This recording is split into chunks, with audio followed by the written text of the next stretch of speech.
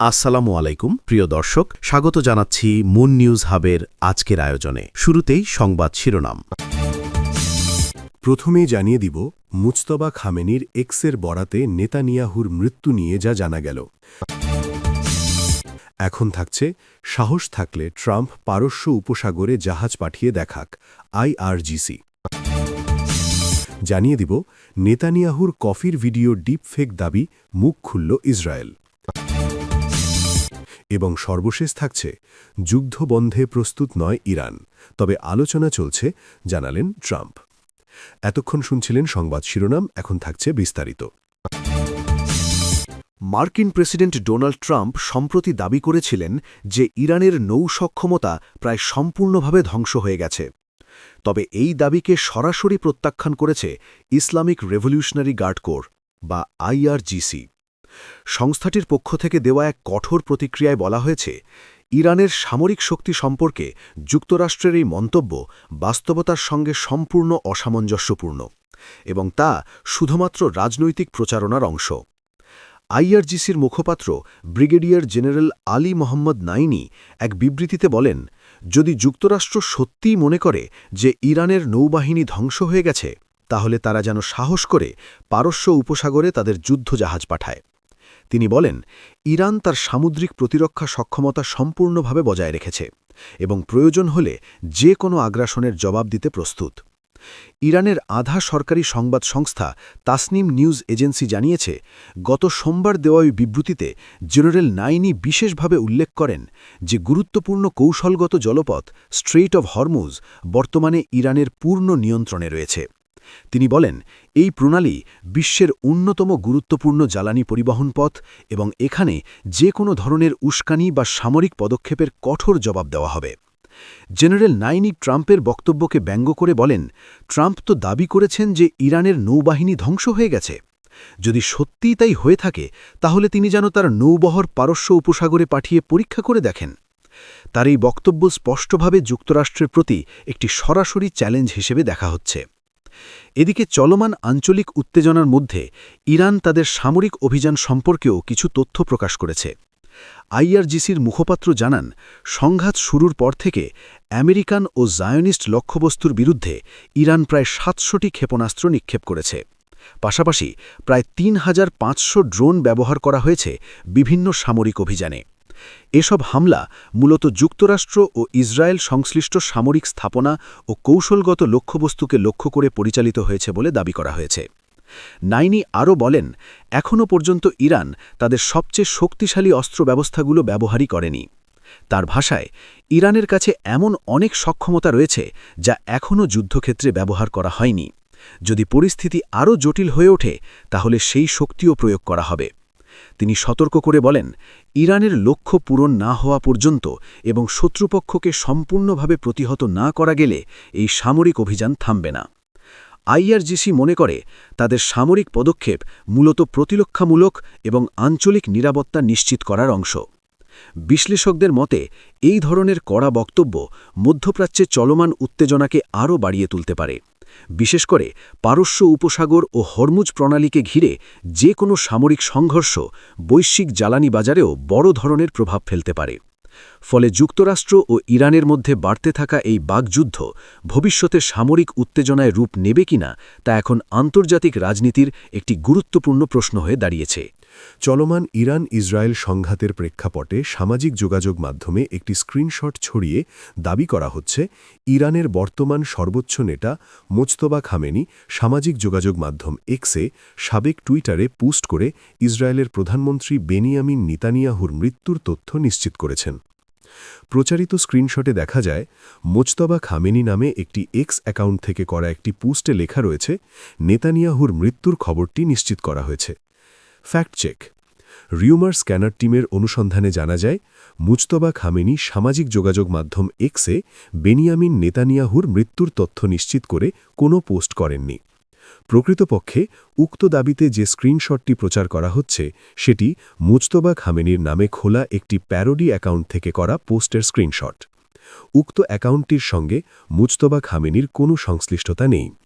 শুরুতে আলোচিত দাবির সঙ্গে যুক্ত স্ক্রিনশটটির বিষয়ে অনুসন্ধান করে রিউমার স্ক্যানার টিম।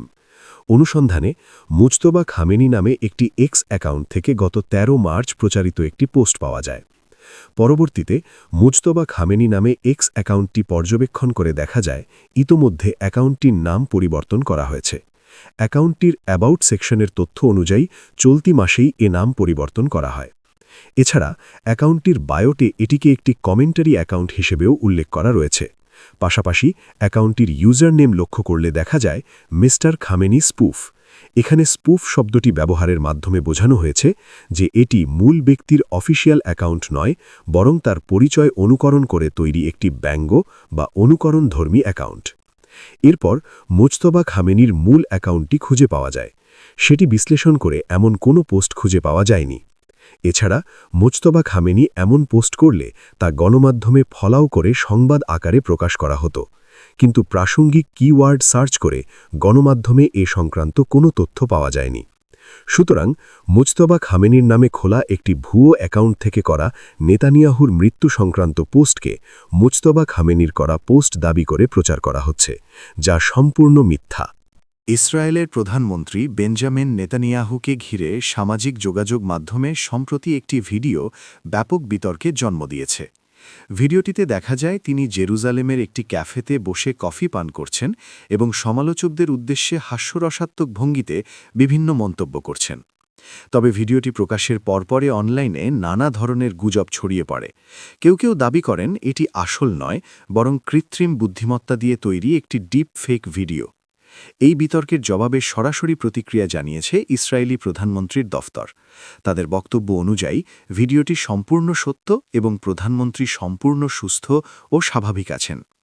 দফতরের পক্ষ থেকে স্পষ্টভাবে বলা হয়েছে, এগুলো ভুয়া সংবাদ, প্রধানমন্ত্রী ভালো আছেন এবং ভিডিওটি বাস্তব। আন্তর্জাতিক সংবাদ সংস্থা আনাদুলু এজেন্সির প্রতিবেদনে বলা হয়েছে, প্রধানমন্ত্রীর কার্যালয় সামাজিক যোগাযোগ মাধ্যমে ছড়িয়ে পড়া বিভ্রান্তিকর তথ্যের বিরুদ্ধে অবস্থান নিয়েছে। তাদের দাবি, উদ্দেশ্যপ্রণোদিতভাবে কিছু ব্যক্তি বা গোষ্ঠী এই ভিডিও নিয়ে বিভ্রান্তি তৈরি করার চেষ্টা করছে। এই ঘটনার সবচেয়ে শক্ত প্রমাণ এসেছে সেই ক্যাফে থেকেই, যেখানে ভিডিওটি ধারণ করা হয়েছে বলে জানা যায়। জেরুজালেম পাহাড় এলাকায় অবস্থিত জনপ্রিয় ক্যাফে দ্য সাতাফ ক্যাফে তাদের অফিসিয়াল ইনস্টাগ্রাম অ্যাকাউন্টে নেতানিয়াহুর একটি ছবি পোস্ট করে। ছবিতে দেখা যায় প্রধানমন্ত্রী ক্যাফেতে বসে কফি উপভোগ করছেন। ক্যাফের পক্ষ থেকে ক্যাপশনে লেখা হয়, আজ সাতাফে প্রধানমন্ত্রী ও তার দফতরকে স্বাগত জানাতে আমরা অত্যন্ত আনন্দিত। ভিডিওটিতেও নেতানিয়াহুকে বেশ স্বাভাবিক এবং হাস্যরসাত্মক ভঙ্গিতে দেখা যায়। সেখানে তিনি মৃত্যুর গুজব এবং সামাজিক মাধ্যমে ভাইরাল হওয়া তথাকথিত ৬ আঙুল বিতর্ক নিয়ে মজা করেন। সমালোচকদের উদ্দেশ্যে তিনি বলেন, আঙুল গুনতে চাও? এই নাও বাম হাত, এই নাও ডান হাত, দেখলে? এরপর তিনি হাতে থাকা কফির কাপ তুলে বলেন, লেখাইম, জীবনের জন্য, যা হিব্রু ভাষায় জীবনের প্রতি শুভেচ্ছা প্রকাশের একটি প্রচলিত শব্দ। তবে ভিডিওটি প্রকাশের পর সামাজিক যোগাযোগ মাধ্যমে বিতর্ক আরও বাড়ে যখন এক ব্যবহারকারী কৃত্রিম বুদ্ধিমত্তা ভিত্তিক চ্যাটবট গ্রককে প্রশ্ন করেন ভিডিওটি সত্যি নাকি নকল। উত্তরে গ্রক দাবি করে যে এটি এআই নির্মিত একটি ডিপ ফেক। গ্রকের ভাষায় এটি বেঞ্জামিন নেতানিয়াহুর একটি ডিপ ফেক। কফি শপে বসে ইরান ও লেবানন অভিযান নিয়ে আলোচনা করার কোনো সত্যিকারের ঘটনা কোথাও নথিভুক্ত নেই। আরেকজন ব্যবহারকারীর প্রশ্নের উত্তরে গ্রক আরও জোর দিয়ে জানায়, হ্যাঁ, ১০০% নিশ্চিত এটি উন্নত এআই ডিপফেক। তবে এই দাবিগুলো দ্রুতই খণ্ডন করে ইসরায়েলি সরকার। প্রধানমন্ত্রীর দফতর জানায়, নেতানিয়াহু সত্যিই জেরুজালেম পাহাড়ের ওই ক্যাফেতে গিয়েছিলেন এবং সেখানে কিছু সময় কাটিয়েছেন। ফলে সামাজিক মাধ্যমে ছড়িয়ে পড়া ভিডিওটি নকল বা এআই নির্মিত, এই দাবিগুলো সম্পূর্ণ ভিত্তিহীন। বিশেষজ্ঞদের মতে বর্তমান সময়ে এআই প্রযুক্তির দ্রুত অগ্রগতির কারণে অনেক সময় আসল ভিডিও ভুলভাবে ডিপ ফেক হিসাবে চিহ্নিত হয়, আবার কখনো ডিপ ফেক ভিডিওকে সত্যি মনে করা হয়। ফলে এ ধরনের ঘটনার ক্ষেত্রে বিভ্রান্তি দ্রুত ছড়িয়ে পড়া এখন নতুন বাস্তবতায় পরিণত হয়েছে। এই ঘটনাও সেই বাস্তবতার একটি উদাহরণ, যেখানে একটি সাধারণ ভিডিও মুহূর্তের মধ্যে আন্তর্জাতিক বিতর্কের রূপ নেয় এবং প্রযুক্তি, রাজনীতি ও সামাজিক যোগাযোগ মাধ্যমের পারস্পরিক প্রভাব আবার সামনে চলে আসে। যুক্তরাষ্ট্র ও ইসরায়েলের সঙ্গে ইরানের চলমান সংঘাত এখন তৃতীয় সপ্তাহে গড়িয়েছে। মধ্যপ্রাচ্যের এই উত্তেজনাপূর্ণ পরিস্থিতির মধ্যেই যুদ্ধবন্ধের সম্ভাবনা নিয়ে নতুন করে আলোচনা শুরু হয়েছে বলে দাবি করেছেন মার্কিন প্রেসিডেন্ট ডোনাল্ড ট্রাম্প। তবে একই সঙ্গে তিনি ইঙ্গিত দিয়েছেন যে এখনও পর্যন্ত কোনো চূড়ান্ত সমঝোতায় পৌঁছানো সম্ভব হয়নি এবং পরিস্থিতি এখনও অনিশ্চিত রয়ে গেছে। রবিবার ১৫ই মার্চ প্রেসিডেন্টের বিশেষ বিমান এয়ারফোর্স ওয়ানে সাংবাদিকদের সঙ্গে আলাপকালে ট্রাম্প বলেন, যুক্তরাষ্ট্র ইতিমধ্যে তেহরানের সঙ্গে যোগাযোগ করছে।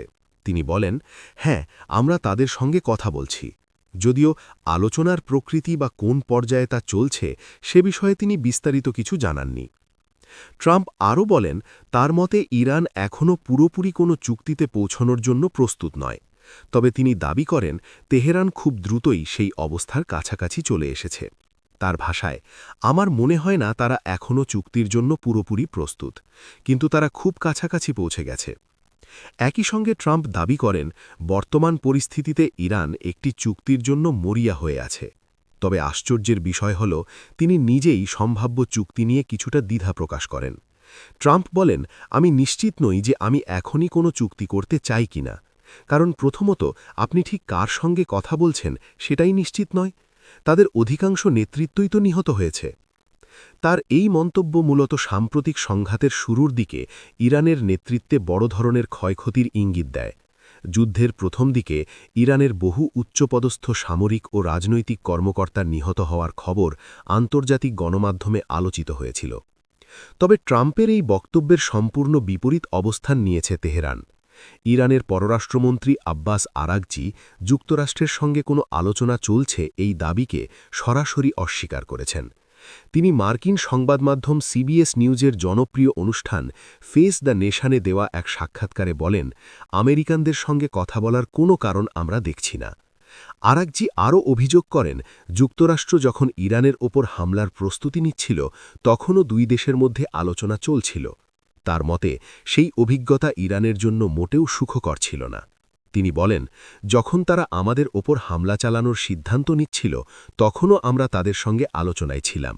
সেই অভিজ্ঞতা আমাদের মোটেও সুখকর ছিল না। ইরানের পররাষ্ট্রমন্ত্রী জোর দিয়ে বলেন, ইরান এখনও যথেষ্ট স্থিতিশীল ও শক্তিশালী রয়েছে এবং তারা কেবল নিজেদের জনগণ ও সার্বভৌমত্ব রক্ষা করার জন্য প্রতিরোধ চালিয়ে যাচ্ছে। তার দাবি, বাইরের শক্তি যতই চাপ সৃষ্টি করুক না কেন, ইরান সহজে নতি স্বীকার করবে না। উল্লেখ্য, চলমান সংঘাতের সূচনা হয় গত ২৮শে ফেব্রুয়ারি যুক্তরাষ্ট্র ও ইসরায়েলের বড় ধরনের সামরিক হামলার মাধ্যমে। ওই হামলার প্রথম দিনেই ইরানের সর্বোচ্চ নেতা আলী খামেনেই সহ কয়েক ডজন উচ্চপদস্থ সামরিক ও রাজনৈতিক কর্মকর্তা নিহত হওয়ার খবর আন্তর্জাতিক গণমাধ্যমে আলোচিত হয়েছিল। এর ফলে দেশটির নেতৃত্বে বড় ধরনের শূন্যতা সৃষ্টি হয়েছে বলে মনে করা হচ্ছে। এই পরিস্থিতির মধ্যেই মধ্যপ্রাচ্যের বিভিন্ন অঞ্চলে উত্তেজনা দ্রুত ছড়িয়ে পড়েছে। বিশেষ করে পারস্য উপসাগর, ইরাক, লেবানন ও সিরিয়া সহ বিভিন্ন এলাকায় সামরিক প্রস্তুতি বাড়ানো হয়েছে। এর প্রভাব ইতিমধ্যে বৈশ্বিক জ্বালানি বাজারেও পড়তে শুরু করেছে। আন্তর্জাতিক বাজারে তেলের দাম অস্থির হয়ে উঠেছে এবং সম্ভাব্য সরবরাহ সংকট নিয়ে উদ্বেগ বাড়ছে। বিশ্লেষকদের মতে যুক্তরাষ্ট্র ও ইরানের পরস্পর বিরোধী বক্তব্য পরিস্থিতিকে আরও জটিল করে তুলছে। একদিকে ওয়াশিংটন বলছে আলোচনা চলছে, অন্যদিকে তেহরান তা পুরোপুরি অস্বীকার করছে। ফলে যুদ্ধবিরতি বা কোনো কূটনৈতিক সমাধান আদৌ সম্ভব হবে কিনা তা এখনও অনিশ্চিত রয়ে গেছে।